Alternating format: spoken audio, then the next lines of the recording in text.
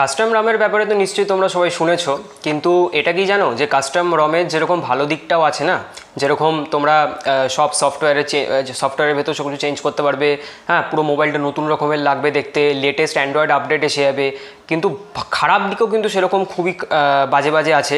হ্যাঁ, তো আজকের ভিডিওতে সেই সব জিনিসগুলোকে নিয়েই কিন্তু কথা বলবো। পুরো 8 মিনিটের ভিডিও করলাম। 8 মিনিটের ভিডিও করার পরে যখন ভিডিওটা দেখতে যাচ্ছি, এডিট করতে যাচ্ছি, দেখছি কোনো সাউন্ড নেই। তো প্লিজ গাইজ, যদি আমি সত্যি কথা বললাম, এটা বেকার আমি ফুটেজ খাচ্ছি না, ঠিক আছে? তো প্লিজ যদি দেখো আমি মেহনত করছি, যদি তো কোনো ভ্যালিউ পাচ্ছ এই ভিডিওটা থেকে, তাহলে প্লিজ চ্যানেলটাকে কিন্তু সাবস্ক্রাইব করবে, ভিডিওটা কিন্তু লাইক করতে ভুলবে না। তো চলো আজ ভিডিওটা স্টার্ট করা যাক। তো প্রথম যেটা পয়েন্ট আমি বলবো কাস্টম রমকে নিয়ে, যেটা কাস্টম রমের কি খারাপ দিক, কেন কি ভালো দিক তো তোমরা সবাই জানো, যে যেটাকে বলে কীরকম সফটওয়্যার চেঞ্জ করা যায়, রুট করতে পারবে, সফটওয়্যার অ্যান্ড্রয়েড লেটেস্ট আপডেট পাবে, ঠিক আছে? তো লেটেস্ট অনেক জিনিসগুলো চলবে তুমি, আর অনেক সফটওয়্যার আছে যেগুলো রুট নিয়ে চলে যায়, ভালো ভালো ফিচার্স দেবে। তো প্রথম যে খারাপ পয়েন্টের ব্যাপারে আমি এখানে বলবো সেটা হচ্ছে সফটওয়্যার প্রবলেম। তো দেখো এক্সাম্পল দিচ্ছি, সেটা হচ্ছে ধরে নাও তুমি একটা কাস্টম রম লাগাচ্ছ, কিন্তু সেই কাস্টম রমটা যেই ডেভেলপার বানিয়েছে সে তার মোবাইলে বানিয়েছে, বা ধরে নাও 2-3খানা মোবাইলে টেস্ট করেছে, ঠিক আছে? কিন্তু তোমার পার্টিকুলার তোমার মোবাইলটাতে তো করেনি। এবার সেইখানেই প্রবলেমটা কিন্তু দেখা দেবে। তো কী হলো, ধরে নাও যেই মোবাইলে টেস্ট করা হয়েছে সেই মোবাইলে হয়তো ধরে নাও প্রসেসর আলাদা, ইমেজ সিগন্যালিং প্রসেসিং আইএসপি সেটা আলাদা।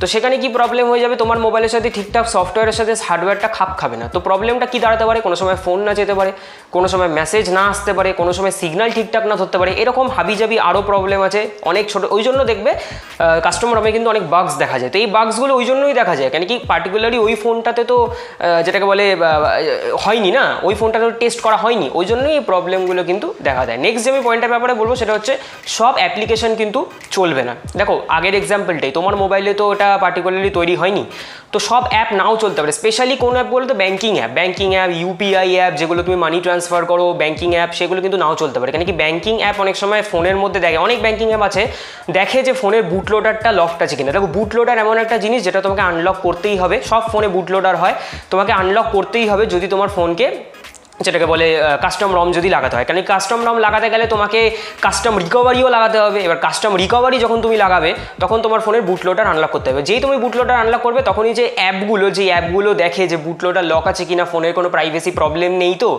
সেই অ্যাপগুলো কী হয়েছে, সেই অ্যাপগুলো তখনই চলবে না। সেই অ্যাপগুলো তখনই বলে দেবে যে ফোনের বুটলোডার আনলক হয়ে গেছে, ফোনে প্রাইভেসি প্রবলেম আছে, ওই জন্য চলবে না।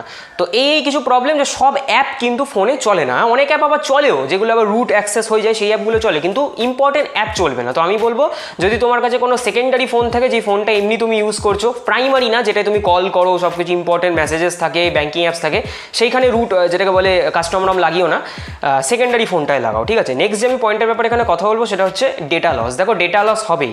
স্পেশালি এই ভিডিওটা তাদের জন্য যারা নতুন কাস্টম রমের দিকে, ঠিক আছে, জানে না কাস্টম রম জিনিসটা কি, প্রথম ভিডিও দেখে ভাবছে, লাফাচ্ছে যে কাস্টম রম লাগাবো, কিন্তু জানে না যে কাস্টম রম লাগালে কি হতে পারে।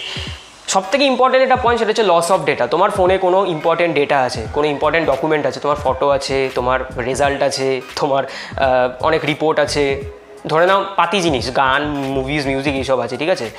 তো এইগুলো কিন্তু সব ডিলিট হয়ে যাবে। এগুলো ডিলিট করতেই হবে। এগুলো যদি ডিলিট না করো, কেন কি এগুলো ফোন মেমোরিতে থাকে, মেমোরি কার্ডে যদি থাকে সেগুলো কিন্তু হয়ে যেতে যেতে বলে থেকে যাবে, কিন্তু যদি ফোন মেমোরিতে কিছু থাকে তাহলে কিন্তু ডিলিট হয়ে যাবে। অনেক সময় কী হয়, লাফালাফিতে, তাড়াহুড়োতে কী হয়, ফোন মেমোরি থেকে মেমোরি কার্ডে ব্যাকআপ নিতেই ভুলে যায়, বা ফোন মেমোরিতে থেকে যাবে। যেই ফোন মেমোরিতে থেকে যাবে সেই একদম পুরো বাঁশ, পুরো কেস। তো মনে করে মেমোরি কার্ডে আগে করবে, তারপরে এইসবে হাত দেবে। আমি তো বলবো যে ভালো মতো রিসার্চ করে নাও, তারপরে এখানে হাত দেবে। নাহলে কিন্তু ডেটা লসের ব্যাপার, ডেটা সবথেকে ইম্পর্টেন্ট জিনিস, ডেটা সবথেকে দামি জিনিস, তো একটু দেখে হাত দেবে, ঠিক আছে? নেক্সট আমি যে পয়েন্টের ব্যাপারে এখানে কথা বলবো সেটা হচ্ছে ভুল রিকভারি যদি তুমি লাগিয়ে নাও। এক্সাম্পল দিচ্ছি, ধরে নাও তুমি পিক্সেল এক্সপিরিয়েন্স রম তোমার মোবাইলে লাগাচ্ছ, সেখানে কি দরকার, একটা রিকভারি দরকার। তো সেই জায়গায় যদি তুমি অন্য রমের রিকভারি লাগিয়ে দাও তাহলে কিন্তু খুব প্রবলেম হয়ে যাবে। অন্য রমের রিকভারি লাগিয়ে দিলে তোমার ফোন কী হয়ে যাবে, ব্রিক হয়ে যাবে। ব্রিক মানে কি, বুটলুপ মানে কি, অনেক টেকনিক্যাল আমি টার্ম বলতে হবে এই ভিডিও, ঠিক আছে?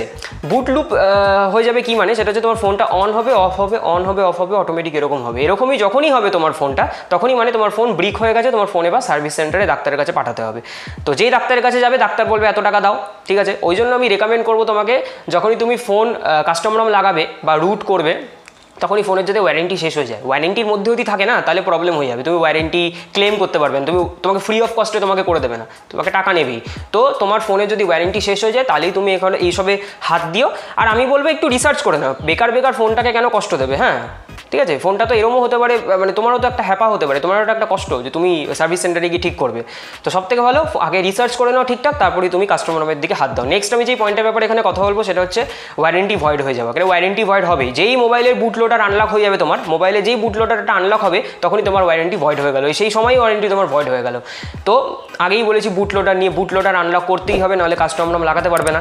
কাস্টমার নাম লাগাতে গেলে বুটলোডার আনলক করতে হবে, যেই তুমি বুটলোডার আনলক করবে তখনই তোমার ওয়ারেন্টি কিন্তু ভয়েড হয়ে গেল, ওয়ারেন্টি শেষ। তো ওয়ারেন্টি শেষ হয়ে যায়, তো ওই জন্য যখনই মোবাইলের ওয়ারেন্টি পিরিয়ড শেষ হয়ে যাবে তারপরেই কিন্তু কাস্টমার নাম লাগাবে। আর এই ভিডিওটা লাস্ট যে পয়েন্টের ব্যাপারে কথা বলবো সেটা হচ্ছে আমি ক্যামেরা কোয়ালিটি এফেক্ট হতে পারে। কেন কি, তো প্রথম যে তোমাদের যে এক্সাম্পলটা দিয়েছি ক্যামেরা কোয়ালিটি এফেক্ট হতে পারে, কেন কি তোমার মোবাইলে পার্টিকুলারলি তো টেস্ট হচ্ছে না, বা ধরে নাও 3-4টে মোবাইলে হচ্ছে, তোমার মোবাইলে ধরো হচ্ছে না, তো তুমি ধরো তোমার মোবাইলে কাস্টমার নামটা লাগিয়ে নিলে, তাহলে কী হবে, ক্যামেরা বুঝতে পারবে না, ক্যামেরার ভেতরে যে হার্ডওয়্যার আছে, যে সেন্সার আছে, সেগুলো বুঝতে পারবে না যে এটা কোন সফটওয়্যার এসে গেলো। কেন কি হার্ডওয়্যার আর সফটওয়্যার মিলিয়ে তো কাজ হয়, এক হাতে তো তালি বাজে না। ওই জন্য তো যখনই তুমি হার্ডওয়্যারটা যখনই বুঝতে পারবে না যে এটা কোন সফটওয়্যার এসছে, তখনই ক্যামেরা কোয়ালিটি ঠিকঠাক দেবে না, কোয়ালিটি খারাপ হবে। তো এটাই লাস্ট বড় ডিসঅ্যাডভান্টেজ। তো যখনই তুমি লাগাবে কাস্টমার নাম তখন দেখে নেবে যে তোমার মোবাইলে ওটা টেস্ট হয়েছে কিনা। তোমার মোবাইলে যদি টেস্ট হয়ে থাকে তাহলে কিন্তু নিশ্চয়ই ভালো চলবে। তাহলে লাস্ট কনক্লুশনে যদি আসি ভিডিওটার, তাহলে হচ্ছে কাস্টমার নাম কি লাগাবে না নাকি লাগাবে? দেখো কাস্টমার নাম লাগাও, কাস্টমার নাম লাগানো ভালো, কিন্তু কারোর থেকে যেটাকে বলে পরামর্শ নিয়ে নাও যে কীভাবে করতে হবে, ঠিক আছে? যদি কেউ করে থাকে, বা তোমার সবথেকে ভালো আমি যদি সাজেশন দেবো সেটা হচ্ছে কোনো সেকেন্ডারি মোবাইলে করো, তোমার প্রাইমারি মোবাইলে করো না। প্রাইমারি মোবাইলে করলে দেখো এতগুলো ডিসঅ্যাডভান্টেজ বললাম, প্রাইভেসি প্রবলেম হতে পারে, অ্যাপ ঠিকঠাক চলতে নাও চলতে পারে, ক্যামেরা প্রবলেম হতে পারে, ডেটা লস হবে, অনেক প্রবলেম আছে। তো তুমি কোনো সেকেন্ডারি মোবাইল যদি থাকে, সেই সেকেন্ডারি মোবাইলে তুমি কাস্টমার নামগুলো করো, তাহলে কোনো প্রবলেম নেই। প্রবলেম যদি না হয় তাহলে তুমি ভবিষ্যতে তুমি তোমার প্রাইমারি মোবাইলেও জিনিসটা কিন্তু করতে পারো। কিন্তু হ্যাঁ, মাথায় রাখবে যে কাস্টমার নাম লাগালে কিন্তু প্রাইভেসি ইস্যুস কিন্তু দেখা দিতে পারে। আগে থেকে বলে রাখছি, প্রাইভেসি ইস্যুস দেখা দিতে পারে। যেই মোবাইলে করবে সেই মোবাইলে কিন্তু ব্যাঙ্কিং অ্যাপ রাখবে না, কেন কি টাকা পয়সার ব্যাপার, বেকার ওটা নিয়ে চান্স নিয়ে কিন্তু লাভ নেই। তো এখানে ভিডিওটা শেষ হয়ে যাচ্ছে। ভিডিওটা বলো কেমন লাগলো, যদি ভিডিওটা অল্প ভালো লেগে থাকে, যদি কিছু তুমি জ্ঞান অর্জন করে থাকো আমার থেকে, তাহলে নিশ্চয়ই ভিডিওটা কিন্তু লাইক করো, আর চ্যানেলটা কিন্তু সাবস্ক্রাইব করতে ভুলবে না, সেটা কিন্তু খুব জরুরি। আবার দেখা হবে নেক্সট ভিডিওতে।